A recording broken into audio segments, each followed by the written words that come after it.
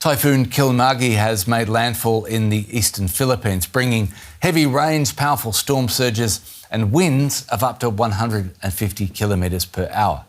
More than 150,000 people living in the eastern coastal provinces were evacuated from their homes ahead of the storm making landfall. It has knocked out power and disrupted travel in some of those areas. Forecasters are warning that heavy rains could unleash severe flooding and mudslides as well.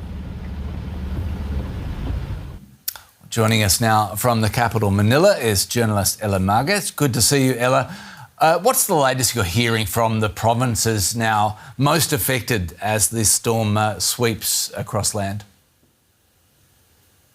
Well, Typhoon Kalmaegi, or Typhoon Tino as it's known here in the Philippines, ravaged through areas of central Philippines early Tuesday morning, coming from the eastern border of the country and now heading west. Along with it, brought about severe flooding in metropolitan areas, boring down on agricultural farms, as well as damage to phone and electric lines. According to government officials, close to 200,000 people have been affected and one fatality has been recorded.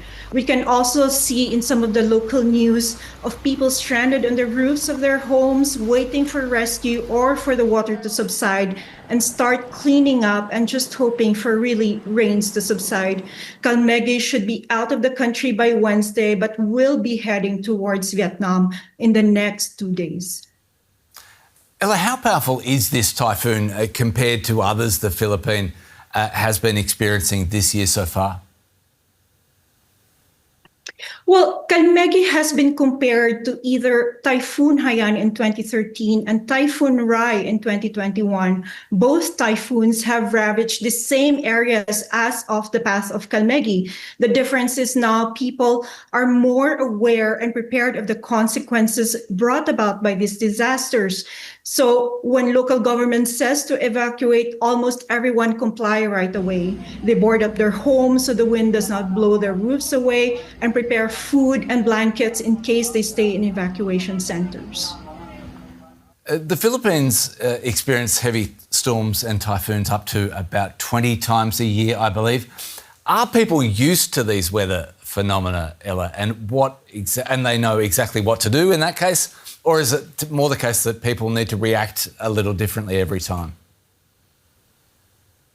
Well, this year, Kalmaegi is the 20th typhoon of the country this year, and we're not done yet. Filipinos are, of course, very tired of natural disasters coming in back to back. We have typhoons and recently earthquakes as well, but we are just braving and weathering these storms. There's a bit of defeat as well, but Filipinos are known for their resilience and resolve. Authorities here have preemptively been evacuating people, prepositioning food and evacuation centers, making sure everybody is protected and communicating that all throughout areas that are going to be affected. Ella, we'll leave it there for now. And from Manila, thank you so much. Thank you.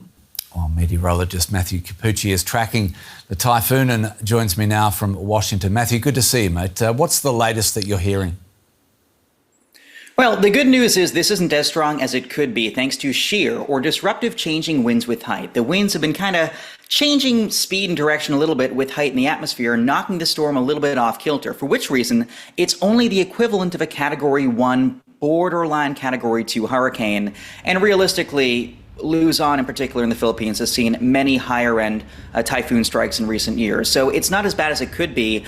I'd say given the infrastructure there, which is pretty resilient to wind, the main concern is, as you've mentioned, flooding. They're seeing upwards of a foot and a half of rain in some places. That's 30 to 45 centimeters worth of rain, given the slowish moving nature of the storm. Eventually, it will re-intensify after passing through the Philippines tomorrow, making a second landfall in Vietnam as we head towards Wednesday and Thursday. The Philippines is hit by an average of about 20 storms and typhoons each year, but it looks likely this year that number will be even higher. Is there an explanation for this?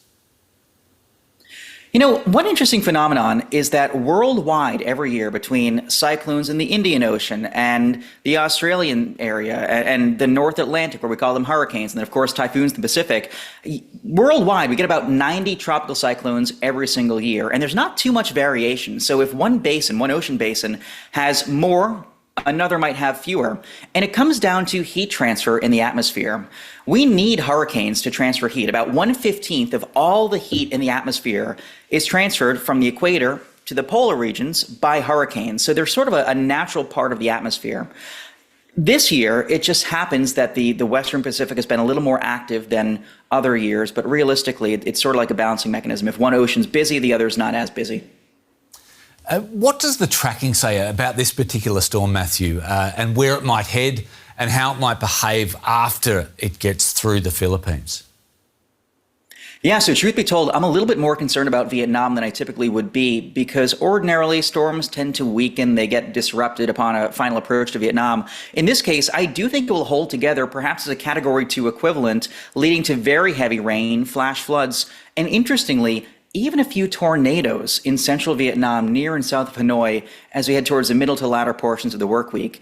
You know, Vietnam is not a super tornado-prone area, but oftentimes you get smaller tornadoes to form, and the rain bands of landfalling tropical systems, we saw that, I think, a month and a half ago with a landfalling system that spawned several tornadoes in Vietnam, and I would not be surprised if that is, again, the case this time. So it should be a pretty impactful and disruptive system there.